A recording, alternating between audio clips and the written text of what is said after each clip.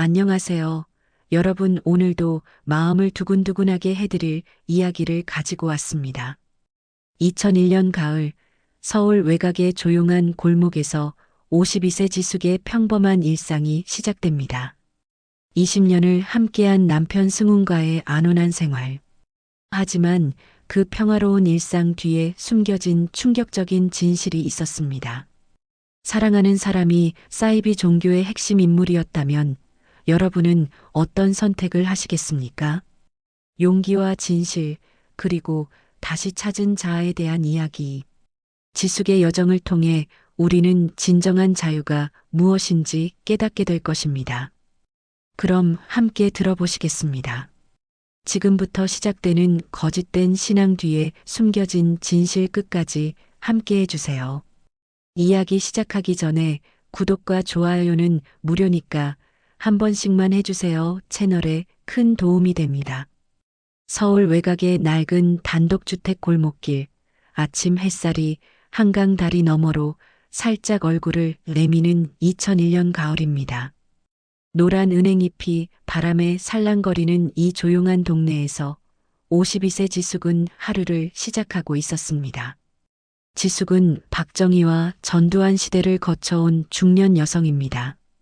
서울의 중소기업에서 20년 넘게 사무직으로 일하다가 조기 퇴직한 후 이제는 교회 식당 봉사와 동네 친구 모임을 챙기며 지내고 있습니다. 아이들은 모두 결혼해서 독립했고 남편 승훈과 함께하는 이 평범한 일상이 그녀에게는 참 편안하게 느껴졌습니다. 부엌에서 아침 준비를 하며 지숙은 창밖으로 보이는 가을 풍경을 바라봤습니다. 골목길 너머로 보이는 한강이 아침 햇살에 반짝이고 있었습니다.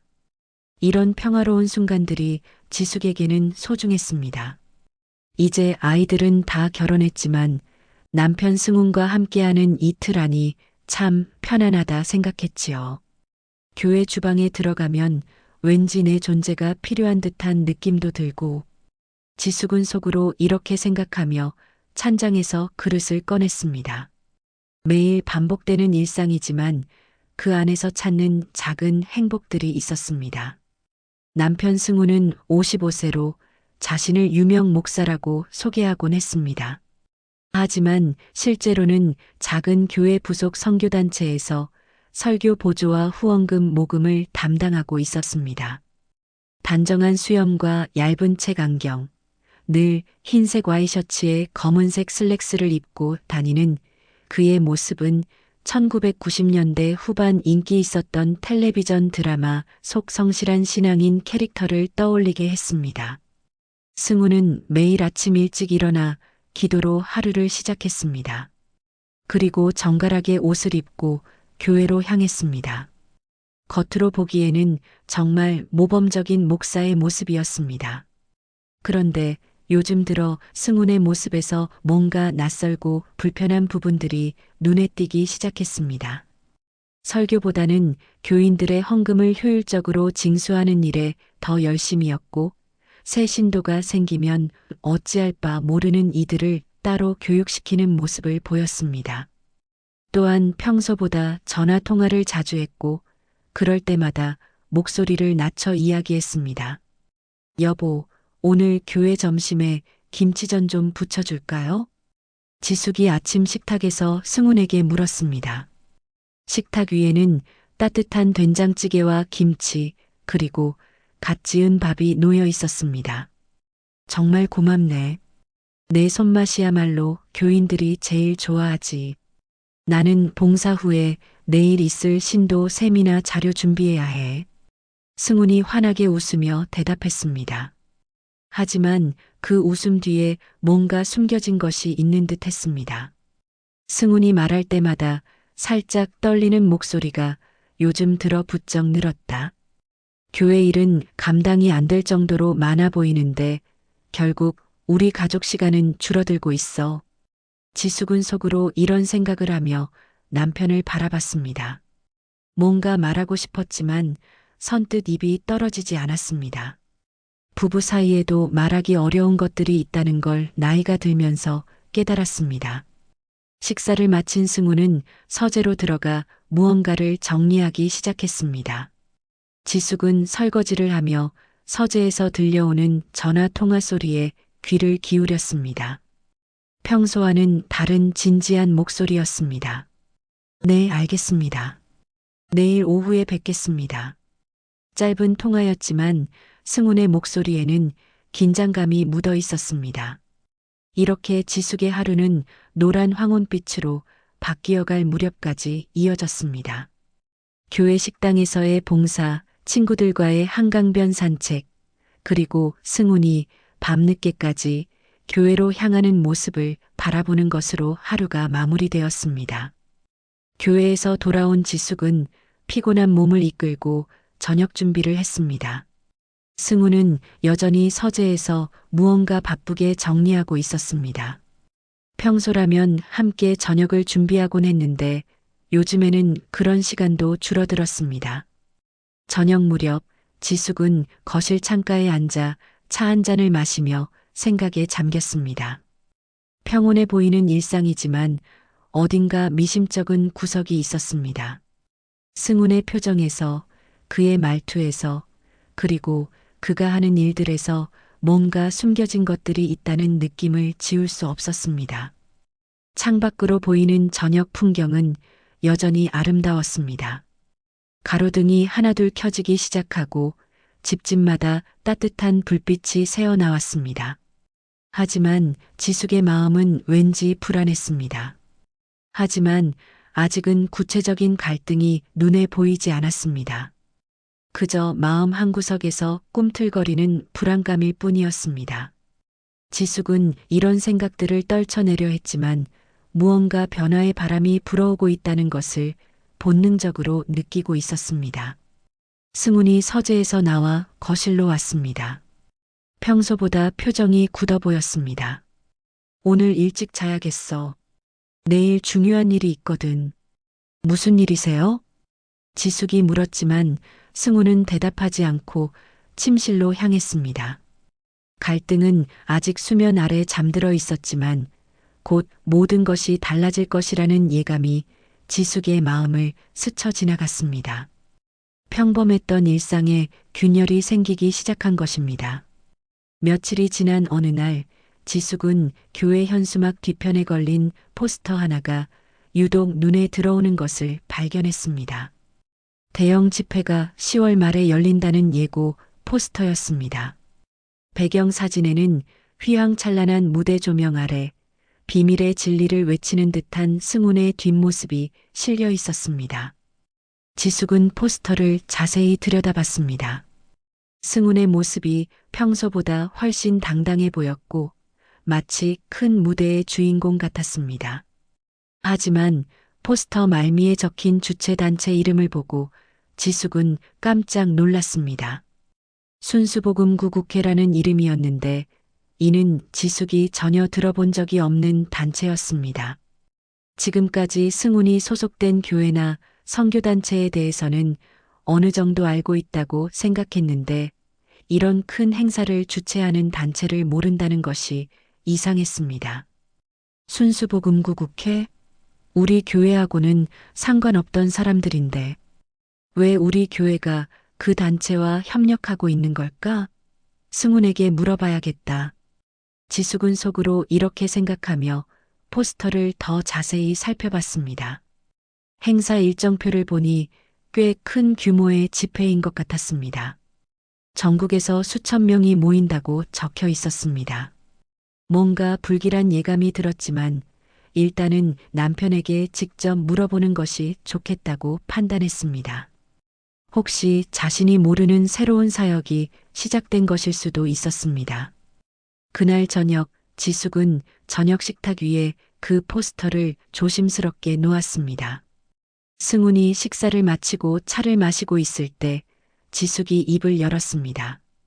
여보, 이 순수복음구국회라는 단체는 뭐예요? 우리 교회랑 무슨 관계가 있는 건가요? 지숙의 질문에 승훈은 잠시 멈칫했습니다.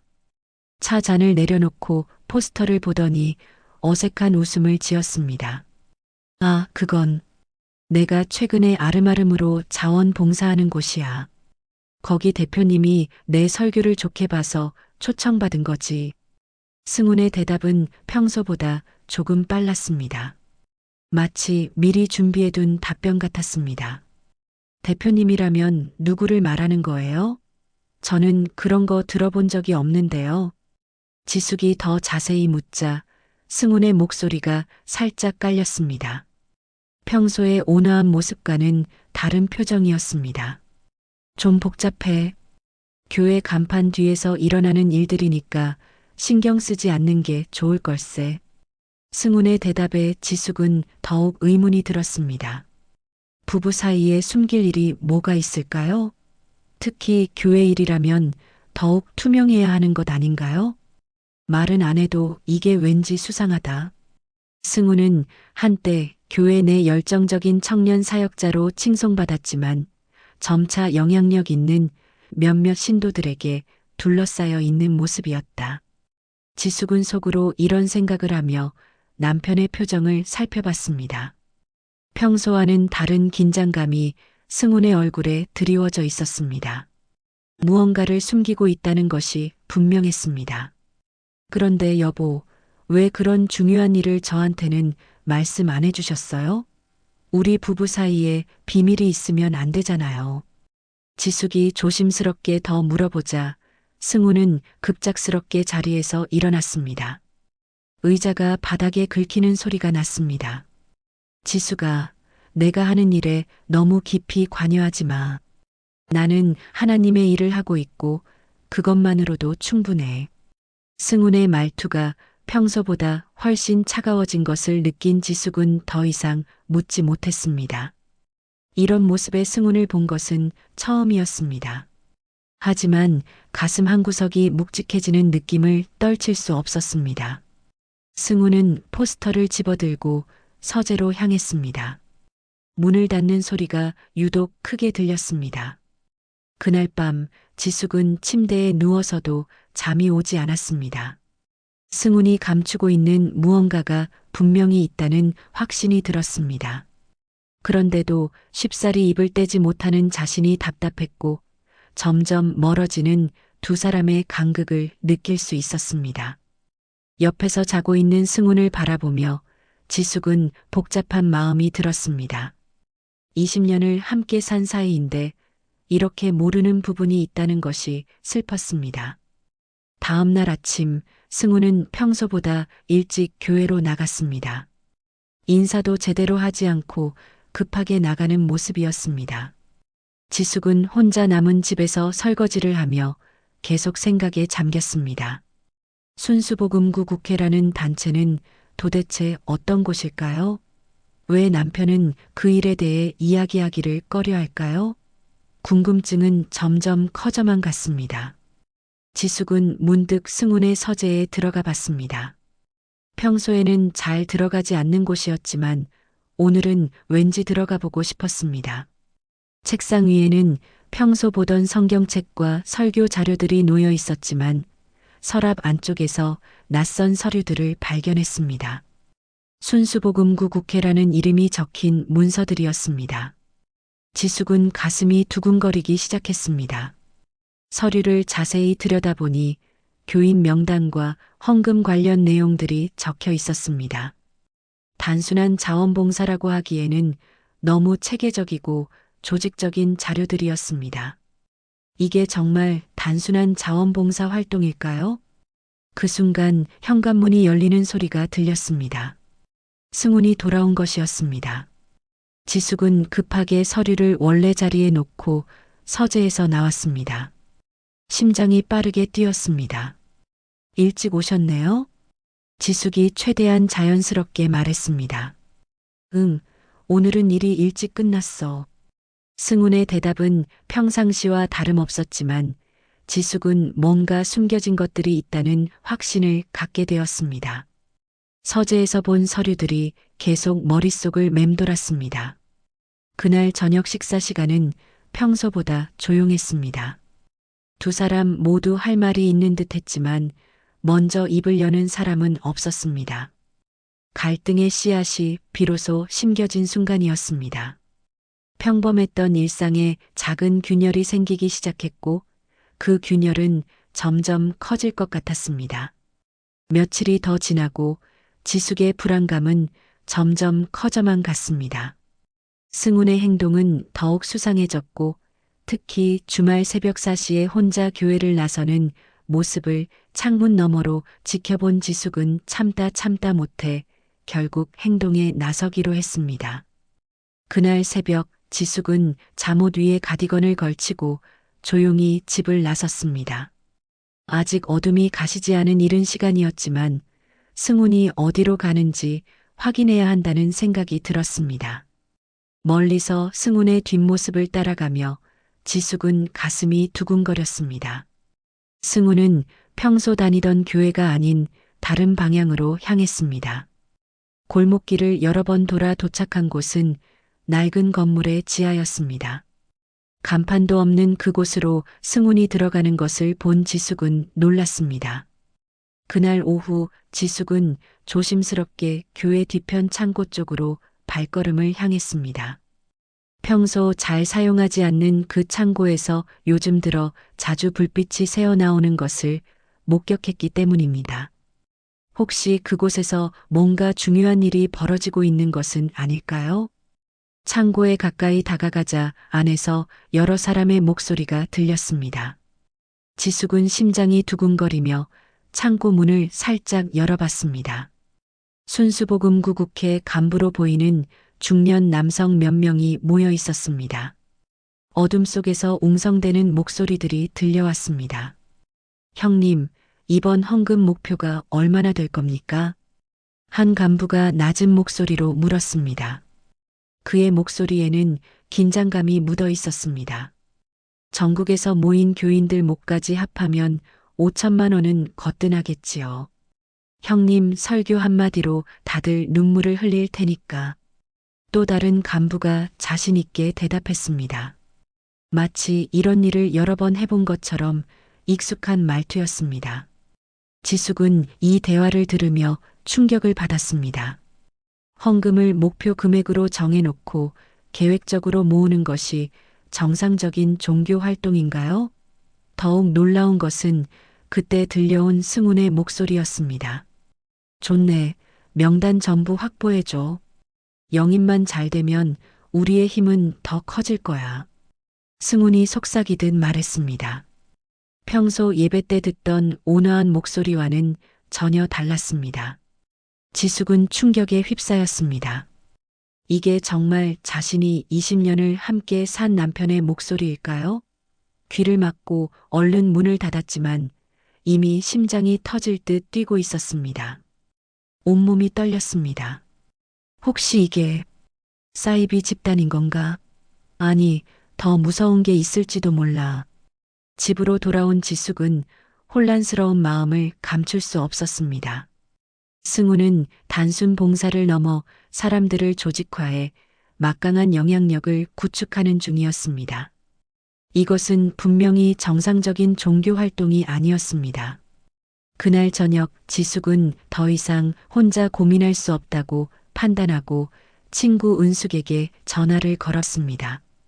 은숙은 53세로 1980년대 신촌 대학가에서 학생운동을 했던 경력 덕분에 어디 가선 못 속는 성격으로 유명했습니다. 무엇보다 지숙이 가장 신뢰할 수 있는 친구였습니다. 은숙아, 나 좀 이상한 거 봤어. 우리 남편이 그냥 목사 아니야. 지숙의 목소리는 떨리고 있었습니다. 뭔 소리야? 갑자기 무슨 얘기를 하는 거야? 은숙의 놀란 목소리가 전화기 너머로 들렸습니다. 평소 차분한 지숙이 이렇게 당황한 목소리를 내는 것은 처음이었습니다. 교회 뒤 창고에서 헌금 조직 얘기를 하고 있던데 사람들 모아서 돈 모으고 조직화하는 식으로 지숙이 떨리는 목소리로 자신이 본 것을 설명했습니다. 너무 심각하게 듣는 거 아니야? 설마 내가 오해한 게 아닐까? 은숙이 침착하게 대답했지만 지숙의 확신은 흔들리지 않았습니다. 아니야, 분명히 들었어. 5천만 원 목표라고 하고 사람들 영입한다고 하고 꼭 확인해줘. 만약 이게 사입이라면. 지숙의 간절한 부탁에 은숙은 잠시 침묵했습니다. 친구의 목소리에서 절박함을 느꼈기 때문입니다. 알겠어. 내가 아는 사람들 통해서 순수복음구 국회에 대해 알아볼게. 며칠만 시간을 줘. 은숙이 곧바로 몇몇 지인을 통해 순수복음구 국회에 대해 알아보겠다고 약속했습니다. 학생운동 시절의 인맥을 통해 정보를 수집하는 것은 은숙의 특기였습니다. 전화를 끊은 후 지숙은 거실 소파에 털썩 주저앉았습니다. 평생 믿고 살았던 남편이 혹시 사기꾼일 수도 있다는 생각이 머릿속을 맴돌았습니다. 하지만 이제 더 이상 모른 척할 수는 없었습니다. 지숙은 부엌으로 가서 찬물을 한 잔 마셨습니다.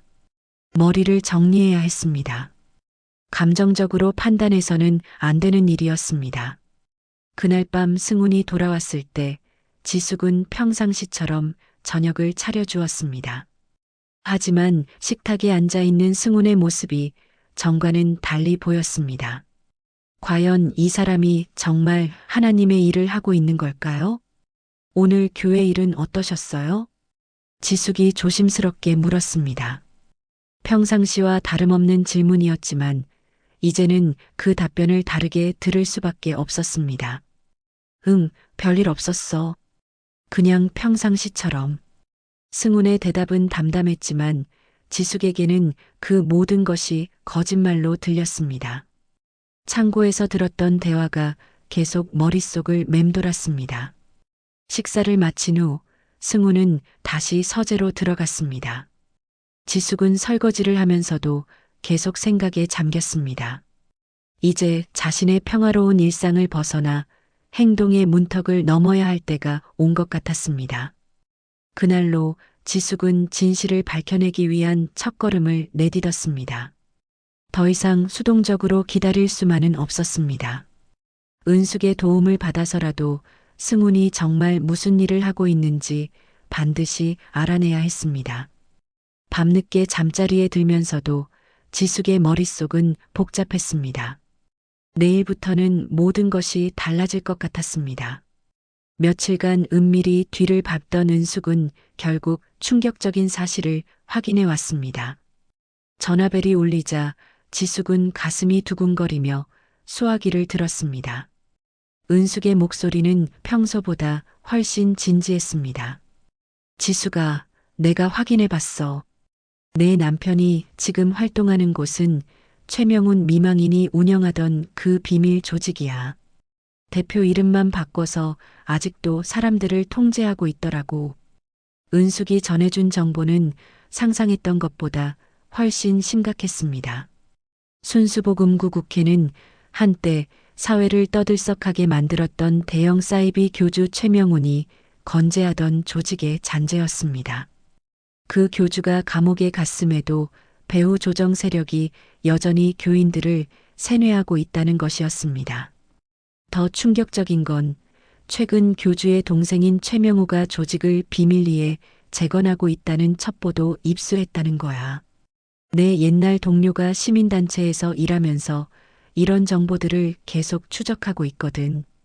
은숙의 설명이 계속되자 지숙은 전신이 얼어붙듯한 느낌을 받았습니다. 자신이 20년을 함께 산 남편이 사이비 종교 조직의 일원이었다는 사실을 받아들이기가 쉽지 않았습니다. 내가 본 게 맞구나. 승훈이 단순히 헌금 모으는 게 아니라 교인들을 세뇌수단으로 이용하고 있었던 거야.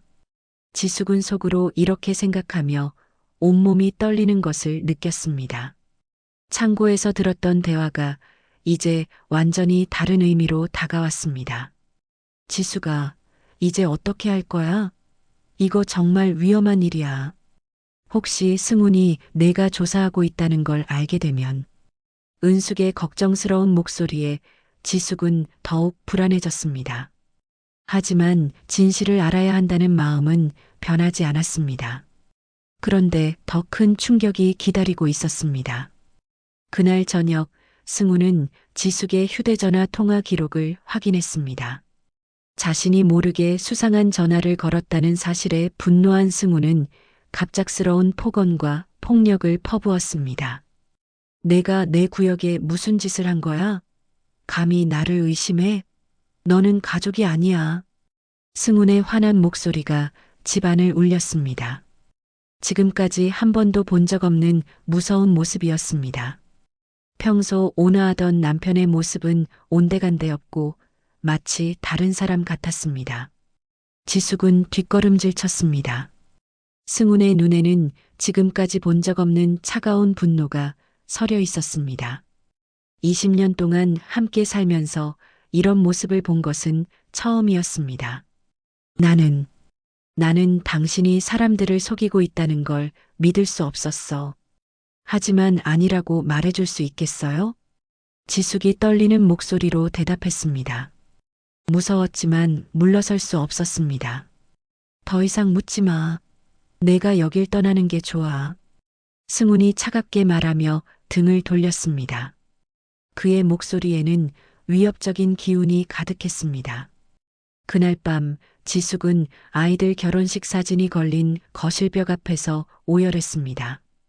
행복했던 순간들을 담은 사진들이 지금은 너무나 멀게 느껴졌습니다. 싸늘하게 돌아서는 남편의 뒷모습을 바라보며 삶 전체가 흔들리는 위기를 맞이했습니다. 다음 날 아침 승우는 말없이 집을 나갔습니다. 인사도 하지 않고 문을 쾅 닫고 나가는 모습에서 어제의 분노가 아직 가시지 않았음을 알 수 있었습니다. 지숙은 혼자 남은 집에서 무너져 내리는 기분을 감출 수 없었습니다. 은숙이 다시 전화를 걸어왔습니다. 어젯밤 지숙이 갑자기 전화를 끊은 후 계속 걱정하고 있었던 것입니다. 지숙아, 괜찮아? 어젯밤에 무슨 일 있었던 거 아니야? 은숙아, 승훈이 다 알고 있어. 내가 너한테 전화한 거 말이야. 지숙의 목소리는 완전히 지쳐 있었습니다. 하룻밤 사이에 10년은 늙은 것 같았습니다. 뭐라고? 그럼 이제 어떻게 할 거야? 혹시 폭력은 안 썼지? 은숙의 걱정스러운 목소리에 지숙은 잠시 망설였습니다. 아직 직접적인 폭력은 없었지만 승훈의 위협적인 태도가 무서웠습니다. 아직은 괜찮아. 하지만 정말 모르겠어. 내가 뭘 해야 할지. 지숙은 말을 잇지 못했습니다. 평생을 함께 살았던 남편이 사이비 종교 조직원이라는 것도 충격적이었는데 그런 사실을 알아낸 자신을 위협하기까지 하다니 상상도 못했던 일이었습니다. 지수가 일단 안전한 곳으로 피해야 해. 우리 집으로 와. 혼자 있으면 위험해. 은숙의 제안에 지숙은 잠시 망설였습니다. 정말 집을 떠나야 하는 상황까지 온 걸까요? 하지만 어제 승훈의 모습을 생각하면 더 이상 안전하다고 느낄 수 없었습니다. 아직은 조금 더 지켜볼게. 너무 성급하게 행동하면 안 될 것 같아. 그때 현관문이 열리는 소리가 들렸습니다.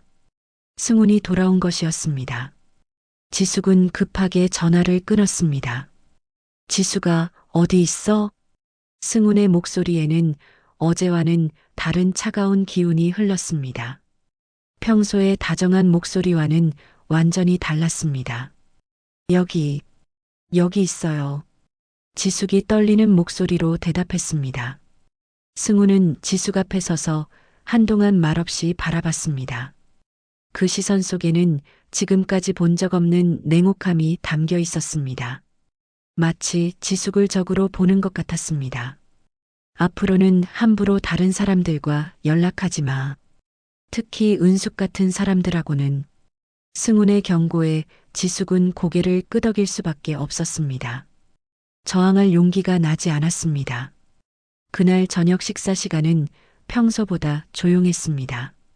두 사람 모두 할 말이 있는 듯 했지만 먼저 입을 여는 사람은 없었습니다. 식탁 위의 반찬들도 평소보다 맛이 없게 느껴졌습니다. 갈등이 본격적으로 심화되기 시작한 순간이었습니다. 더 이상 되돌릴 수 없는 지점을 넘어선 것 같았습니다. 몇 주가 흐른 후 드디어 순수복음구국회 대규모 집회가 열리는 날이 다가왔습니다. 영화관처럼 커다란 홀에는 5천여 명의 교인들이 모여들었습니다. 지숙은 승훈의 강요로 어쩔 수 없이 집회에 참석하게 되었습니다. 오늘은 반드시 함께 가야 해. 내가 내 옆에 있어야 한다고. 승훈이 아침부터 단호하게 말했습니다. 거부할 수 있는 분위기가 아니었습니다. 지숙은 마지못해 정장을 차려입고 승훈을 따라 나섰습니다. 집회장에 도착하자 지숙은 그 규모에 놀랐습니다. 거대한 홀 안은 마치 다른 세상 같았습니다. 교인들은 작은 손전등을 켜고 일제히 승훈의 목소리에 주목하고 있었습니다. 무대 위에 거대한 스크린에 비친 승훈의 얼굴은 마치 메시아처럼 보였습니다. 하지만 그 뒤편으로는 교회 기둥을 타고 숨겨진 채 몇몇 조직원들이 어둠 속에서 대화를 나누고 있었습니다. 지숙은 그들의 모습을 보며 소름이 돋았습니다. 평범한 종교 집회와는 분위기가 완전히 달랐습니다. 승훈이 설교단 위에서 마이크를 잡고 선동적인 연설을 시작했습니다. 사랑하는 형제자매 여러분, 오늘 이 자리에 모인 우리는 하나님의 특별한 선택을 받은 사람들입니다. 교인들의 함성이 홀 안을 가득 메웠습니다. 아멘, 아멘. 소리가 천장까지 울려 퍼졌습니다. 우리는 세상의 구원을 위해 더 큰 헌신을 해야 합니다. 물질적인 것들을 내려놓고 영적인 구원에 매진해야 합니다. 승훈의 목소리가 점점 격정적으로 변해갔습니다. 지숙은 무대 위에서 연설하는 승훈을 바라보며 이 사람이 정말 자신이 아는 그 사람인지 의심스러웠습니다.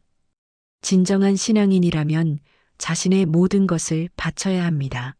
여러분의 재산도 시간도 모든 것을 하나님께 바치십시오. 교인들은 눈물을 흘리며 일시에 헌금을 내밀기 시작했습니다. 마치 영적 구원이 목숨처럼 중요하다는 듯 열광하고 있었습니다. 지숙은 이 모든 광경을 바라보며 소름이 돋았습니다. 이게 내가 20년을 함께한 남편이었나? 사람들을 세뇌하고 순진한 영혼들을 파먹고 있어. 지숙은 속으로 이렇게 생각하며 주변을 둘러봤습니다. 교인들의 얼굴에는 맹목적인 믿음이 가득했습니다. 나이 든 할머니, 중년 남성, 젊은 여성들까지 모두가 승훈의 말에 완전히 빠져들어 있었습니다. 한 할머니는 울면서 목걸이를 풀어 헌금함에 넣었고 중년 남성은 지갑에서 돈을 모두 꺼내 바쳤습니다. 젊은 부부는 서로 안고 눈물을 흘리며 통장을 내밀었습니다. 집회가 절정에 달했을 때 승훈은 극적으로 지숙을 무대 위로 불러 올렸습니다. 이분은 제 아내 지숙 씨입니다. 당신들은 이분이 누구인지 모르실 겁니다. 하지만 지숙은 저를 도와 하나님의 진리를 위해 헌신해 왔습니다. 승훈이 굳은 얼굴로 말했습니다. 갑작스러운 상황에 지숙은 당황했습니다. 수천 명의 시선이 자신에게 쏠려 있었습니다. 여보, 그만해요. 지숙이 눈물 섞인 목소리로 떨며 말했습니다. 이런 상황에 놓일 줄은 꿈에도 몰랐습니다. 아멘. 목사님 짱, 사모님 짱. 교인들이 함성을 지르며 환호했습니다. 무대 아래 교인들은 환호하고 있었지만 지숙의 가슴은 갈기갈기 찢어지고 있었습니다. 자신도 모르게 무대 바닥으로 걸어 나와야 했습니다. 이 모든 상황이 너무나 초현실적이었습니다. 교인들의 뜨거운 시선과 함성이 지숙을 압도했습니다. 그 순간 승훈이 지숙의 귀에 속삭였습니다. 너는 이제 교회 밖으로 나갈 수 없어. 너도 한번 이 조직의 은총을 맛봐야 한다. 승훈의 말은 비수처럼 지숙의 가슴을 찔렀습니다. 이제 자신도 이 조직의 일부가 되어야 한다는 뜻이었습니다. 도망칠 곳이 없다는 뜻이었습니다. 지숙은 무대 위에서 오열하기 시작했습니다. 교인들은 이를 감동의 눈물로 받아들였지만 지숙에게는 완전한 절망의 순간이었습니다. 사랑하는 형제자매 여러분, 지숙자매의 눈물을 보십시오. 이것이 바로 진정한 회개의 눈물입니다. 승훈이 지숙의 눈물을 이용해 더욱 극적인 연출을 만들어냈습니다. 교인들의 박수와 함성이 더욱 커졌습니다. 우리 지숙 자매처럼 여러분도 모든 것을 하나님께 바치십시오. 그래야만 진정한 구원을 얻을 수 있습니다. 하지만 지숙에게는 세상과 가족, 자신의 정체성까지 모조리 와르르 무너지는 순간이었습니다. 20년 동안 쌓아온 모든 것이 한순간에 무너지는 느낌이었습니다. 집회가 끝난 후 지숙은 화장실에서 혼자 울었습니다. 거울 속 자신의 모습이 너무나 초라해 보였습니다. 평생을 믿고 살았던 모든 것들이 거짓이었고, 이제는 자신마저 그 거짓의 일부가 되어버린 것 같았습니다. 승훈이 화장실 밖에서 기다리고 있었습니다. 이제 집에 가자. 승훈의 목소리는 차갑고 명령조였습니다. 평소에 다정한 남편의 모습은 어디에도 없었습니다. 집으로 돌아가는 차 안에서 지숙은 창밖을 바라보며 생각했습니다. 이제 정말 모든 것이 끝난 건가요? 자신의 인생이 이렇게 무너져 내려도 되는 건가요? 하지만 아직 포기할 수는 없었습니다. 어딘가에 희망의 빛이 있을 거라고 믿고 싶었습니다. 무대 위에서 느꼈던 절망감이 오히려 새로운 각오를 다지게 만들었습니다. 집회 이후 절망의 나날이 이어졌습니다. 지숙은 교회 식당 봉사도 동네 모임도 다 끊겨버렸고 친구들과의 연락마저 끊긴 상태였습니다. 승우는 지숙의 모든 외부 활동을 통제하기 시작했고 집 밖으로 나가는 것조차 허락하지 않았습니다. 어디 가는 거야? 지숙이 현관에서 신발을 신으려 할 때마다 승훈이 나타나 물었습니다. 그냥 마트에 잠깐. 마트는 내가 다녀올 테니까 집에 있어. 승훈의 말투는 명령조였습니다. 지숙은 어쩔 수 없이 다시 집 안으로 들어가야 했습니다. 몸과 마음이 피폐해진 지숙은 하루 종일 집 안에만 있어야 했습니다. 창밖을 바라보며 지나가는 사람들을 보는 것이 유일한 위안이었습니다. 아침부터 저녁까지 같은 자리에 앉아 멍하니 시간을 보내는 날들이 계속되었습니다. 그런데 이상하게도 이런 절망적인 상황에서 오히려 내면 깊은 곳에서 작은 빗줄기가 비치기 시작했습니다. 과거 1980년대 한강변에서 친구들과 민주화 운동을 외쳤던 시절을 떠올렸습니다. 그때의 용기와 정의감이 자신을 한 번 더 일으킬 수 있음을 느꼈습니다. 어느 날 오후 지숙은 오래된 앨범을 뒤적이다가 대학 시절 사진을 발견했습니다. 친구들과 함께 민주화 집회에 참여했던 모습이 담긴 사진이었습니다. 그때의 자신은 눈빛이 살아있었고 무엇인가를 위해 싸울 줄 아는 사람이었습니다. 나는 승훈을 사랑했고 그와 함께 사는 게 내 삶의 전부였어. 하지만 나는 내가 누구인지 잊은 채 남의 구속에 붙들려 살아왔구나. 나는 지금 절망에 있지만 한 번 더 일어설 수 있어. 지숙은 속으로 이렇게 다짐하며 조금씩 힘을 되찾기 시작했습니다. 사진 속 젊은 자신의 모습이 현재의 자신에게 용기를 주는 것 같았습니다. 며칠이 더 지난 어느 날 오후 승훈이 교회 회의에 참석하러 나간 사이 지숙은 조심스럽게 은숙에게 전화를 걸었습니다. 며칠 동안 연락이 끊어졌던 터라 은숙은 매우 걱정하고 있었습니다. 지숙아, 그동안 어디 있었어? 연락도 안 되고. 정말 걱정했다고. 은숙의 목소리에는 안도감이 묻어 있었습니다. 은숙아, 나 도움이 필요해. 이 상황에서 벗어날 방법을 찾아야 해. 지숙의 간절한 목소리에 은숙은 즉시 행동에 나섰습니다. 알겠어. 내가 아는 목사님이 계시는데 그분을 통해 법률 상담을 받을 수 있게 해줄게. 은숙은 주변 교회의 목사님 한 분을 통해 법률 상담을 받을 수 있도록 도움을 줬습니다. 그 목사님은 과거에도 사이비 종교 피해자들을 도운 경험이 있었습니다. 며칠 후 지숙은 비밀리에 변호사를 만났습니다. 만남의 장소는 조용한 카페였습니다. 변호사는 순수복음구 국회가 명백한 불법 종교단체라는 증거를 수집하고 조직원들로부터 교인 명단과 헌금 전달 내역을 확보하려 했습니다. 지숙 씨, 이런 조직을 고발하려면 확실한 증거가 필요합니다. 혹시 집에 관련 서류나 자료가 있나요? 변호사의 질문에 지숙은 승훈의 서재에 있던 서류들을 떠올렸습니다. 네, 있어요.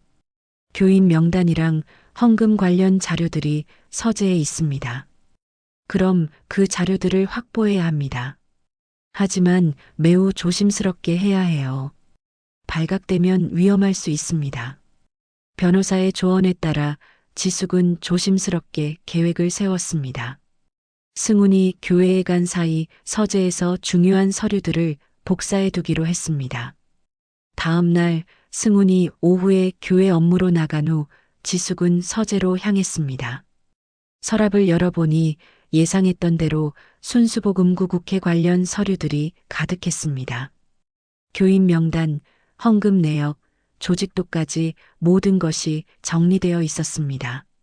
지숙은 가슴이 두근거리며 중요한 서류들을 골라 복사하기 시작했습니다.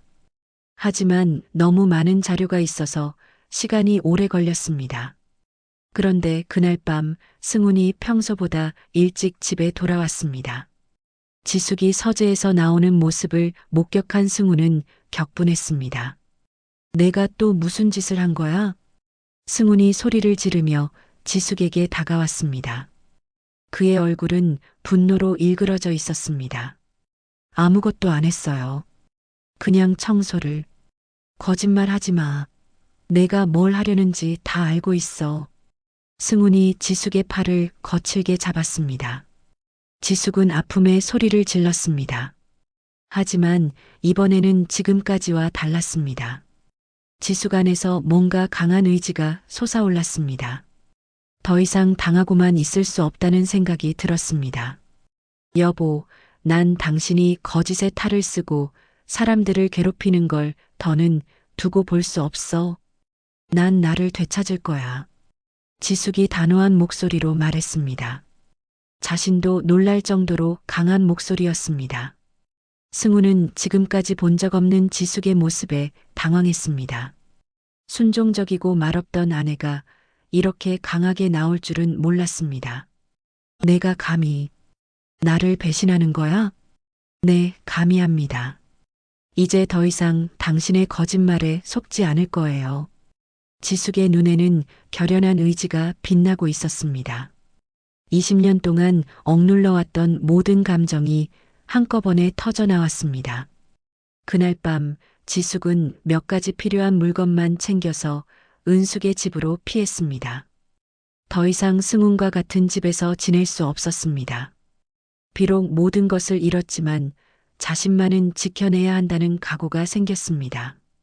은숙의 집에서 지숙은 변호사와 다시 연락을 취했습니다. 이제 본격적으로 승훈과 순수복음구 국회를 고발하기 위한 준비를 시작했습니다. 이제 정말 시작이야, 지숙아.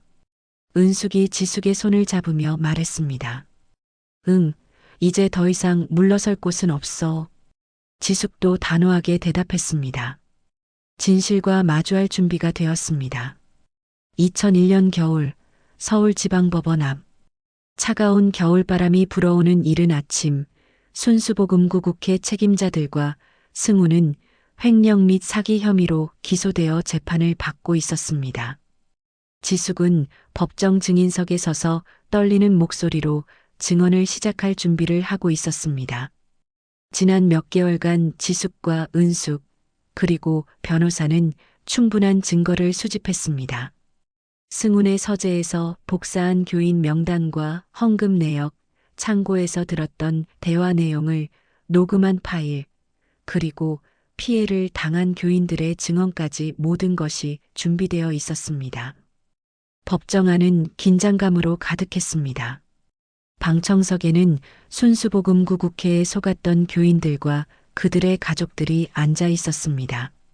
어떤 이는 분노에 찬 표정이었고 어떤 이는 여전히 믿을 수 없다는 듯 멍한 표정을 짓고 있었습니다. 재판장이 입정하고 드디어 지숙이 증인으로 호명되었습니다. 증인 지숙 씨, 1년 전부터 피고인 승훈 씨가 이 단체에서 어떤 역할을 했는지 사실대로 말씀해 주십시오. 재판장의 질문에 지숙은 잠시 깊은 숨을 들이쉬었습니다. 피고석에 앉아 있는 승훈과 눈이 마주쳤습니다. 그의 눈에는 여전히 차가운 분노가 서려 있었습니다. 네. 남편은 목사가 아니라 교인을 선별해 헌금을 강요하고 일부는 개인 계좌로 빼돌렸습니다. 그 피해는 수십 가정이 고스란히 떠안게 되었습니다. 지숙의 떨리는 목소리지만 단호한 증언이 법정에 울려 퍼졌습니다. 20년을 함께 산 남편을 고발하는 일이 이렇게 힘들 줄은 몰랐습니다. 피고 측 변호인이 일어났습니다. 잠깐요, 증인. 동의 없이 계좌에서 돈을 빼돌렸다는 근거가 있습니까?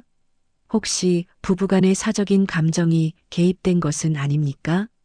변호인의 질문에 지숙은 침착하게 대답했습니다.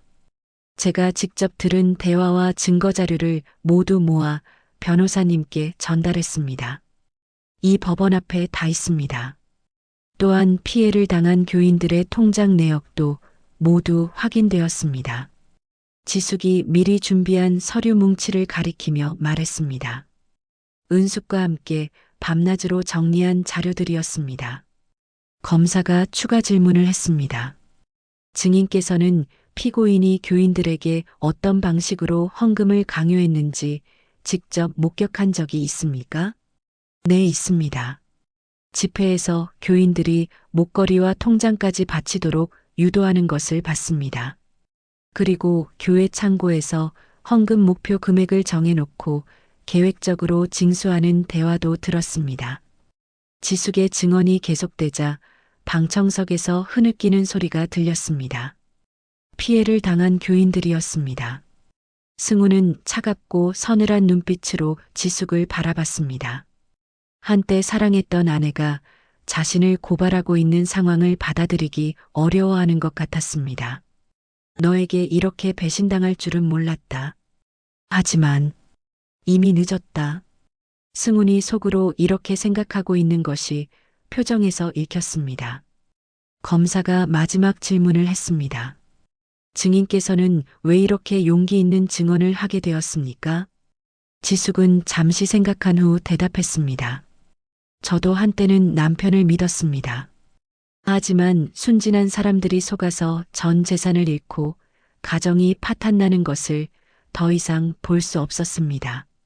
진실은 밝혀져야 한다고 생각했습니다. 지숙의 진심 어린 증언에 법정은 숙연해졌습니다. 변호인이 다시 반박했습니다.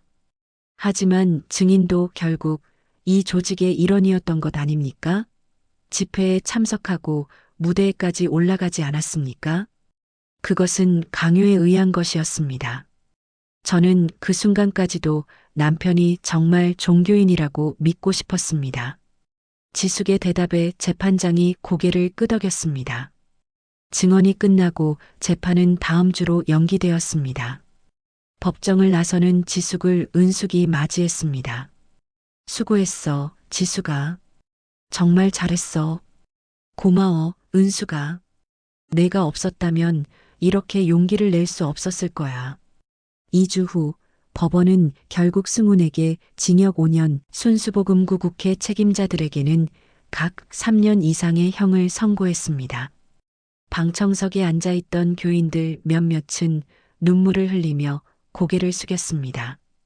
그 중에는 이미 목숨처럼 믿음을 의지했던 노년 부부도 있었습니다. 70대 할머니는 우리가 바친 돈으로 손자 학비를 낼 수 있었는데 라며 오열했습니다.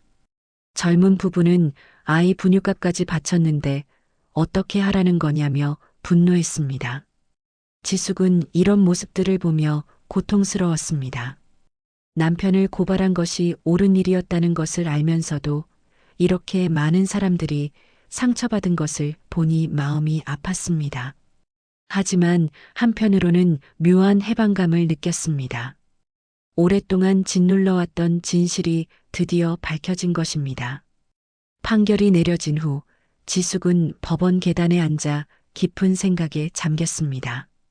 이제 정말 모든 것이 끝났습니다. 20년의 결혼 생활도 믿었던 모든 것도 끝이 났습니다. 하지만 두려움보다는 안도감이 컸습니다. 드디어 거짓된 삶에서 벗어날 수 있게 되었습니다. 이제 새로운 시작이야.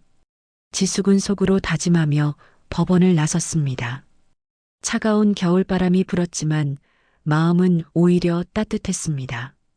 한겨울 끝자락, 눈 녹은 서울 강변공원 벤치에 앉은 지숙은 깊은 숨을 내쉬었습니다. 몸집은 과거보다 홀쭉해졌지만 눈빛은 오히려 맑고 강인했습니다.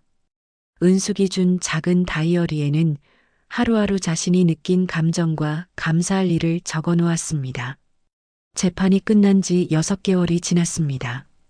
처음에는 모든 것을 잃었다는 절망감에 빠져 있었지만 시간이 지나면서 오히려 진정한 자유를 찾게 되었습니다. 더 이상 거짓된 삶을 살지 않아도 된다는 것, 그것만으로도 충분히 행복했습니다. 나는 다시 태어났어. 가족을 잃었다 생각했지만 나를 지탱해 준 건 결국 내 의지였구나. 세상은 여전히 불공평하지만 나는 이제 나만의 빛을 품고 살아갈 거야. 지숙은 속으로 이렇게 다짐하며 일기장을 덮었습니다. 한강을 바라보며 앉아있는 이 순간이 지난 몇 개월 중 가장 평화로웠습니다. 강변공원에는 산책을 나온 사람들이 오가고 있었습니다. 강아지를 산책시키는 중년 남성, 조깅을 하는 젊은 여성, 손을 잡고 걷는 노부부까지 모두가 각자의 삶을 살아가고 있었습니다. 지숙은 이런 평범한 일상이 얼마나 소중한지 새삼 깨달았습니다. 과거에는 당연하게 여겼던 것들이 이제는 모두 감사하게 느껴졌습니다. 며칠 후 지숙은 동네 작은 교회에서 무료로 운영하는 노인 식당 봉사를 다시 시작했습니다. 예전처럼 교회 단상에서 설교를 듣지는 않았지만 자신이 겪은 아픔과 진실을 바탕으로 소중한 사람들과 슬픔을 나누며 작은 위로를 전했습니다. 지숙 자매님, 오늘도 나와주셔서 고맙습니다. 교회 목사님이 따뜻하게 인사했습니다. 이 교회는 순수복음구 국회와는 전혀 다른 곳이었습니다. 진심으로 어려운 사람들을 돕는 일에 헌신하는 작은 교회였습니다. 아니에요. 제가 더 감사하죠. 이렇게 도움이 될 수 있어서 행복해요. 지숙이 미소 지으며 대답했습니다. 식당에서 일하면서 지숙은 다양한 사람들을 만났습니다. 홀로 사시는 할머니들, 경제적으로 어려운 가정의 어르신들, 그리고 외로움에 지친 분들까지 모두가 각자의 사연을 가지고 있었습니다. 지숙 씨, 고맙습니다. 손맛이 참 좋네요. 한 할머니가 지숙이 끓인 미역국을 드시며 말했습니다. 천만에요. 맛있게 드세요. 지숙은 진심으로 기뻤습니다. 이런 작은 일상의 행복이 얼마나 소중한지 이제야 알게 되었습니다. 봉사를 마치고 집으로 돌아가는 길에 지숙은 은숙과 만났습니다. 재판 이후 은숙은 지숙에게 든든한 지지자가 되어 주었습니다. 요즘 어때? 많이 좋아진 것 같은데? 은숙이 지숙의 표정을 보며 물었습니다. 응, 정말 많이 좋아졌어. 처음에는 모든 걸 잃었다고 생각했는데 오히려 진짜 소중한 걸 찾은 것 같아. 지숙의 대답에 은숙이 안도의 표정을 지었습니다. 그래, 내가 이렇게 강해질 줄은 몰랐어. 정말 자랑스러워. 두 사람은 카페에 앉아 차를 마시며 이야기를 나눴습니다. 과거의 아픈 기억들도 이제는 담담하게 이야기할 수 있게 되었습니다. 승훈 소식은 들었어? 은숙이 조심스럽게 물었습니다. 아니, 궁금하지도 않아. 그 사람은 이제 내 인생에서 완전히 사라진 사람이야. 지숙의 대답은 단호했습니다. 더 이상 과거에 얽매이고 싶지 않았습니다. 그래, 그게 맞아. 앞으로만 보자. 은숙이 지숙의 손을 잡으며 말했습니다.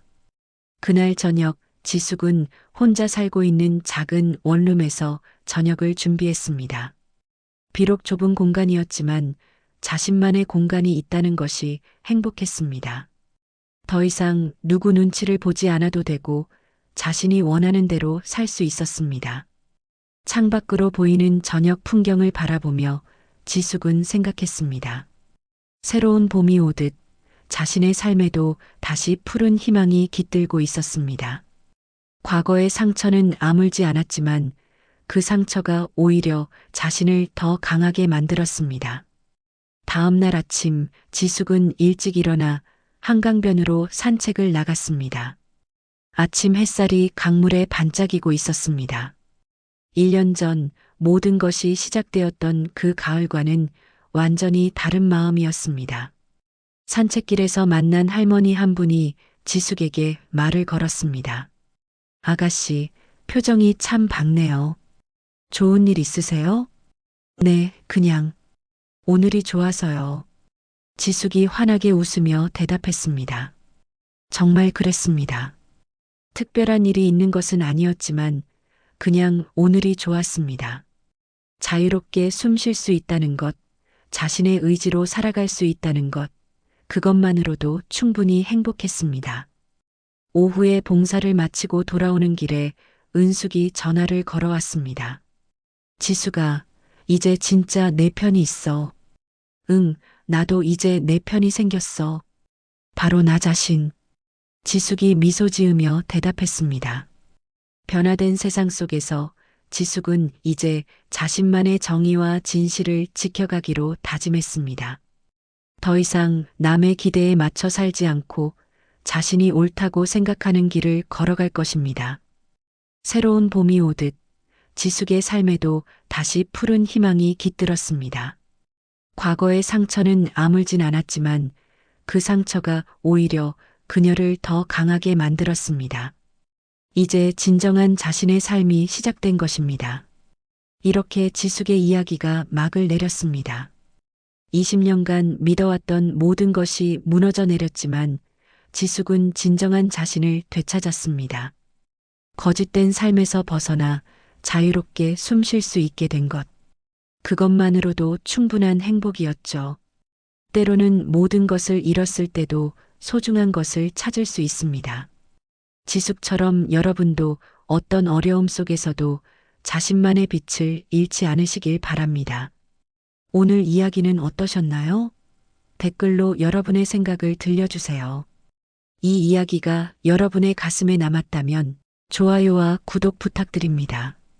이 채널에 큰 도움이 됩니다.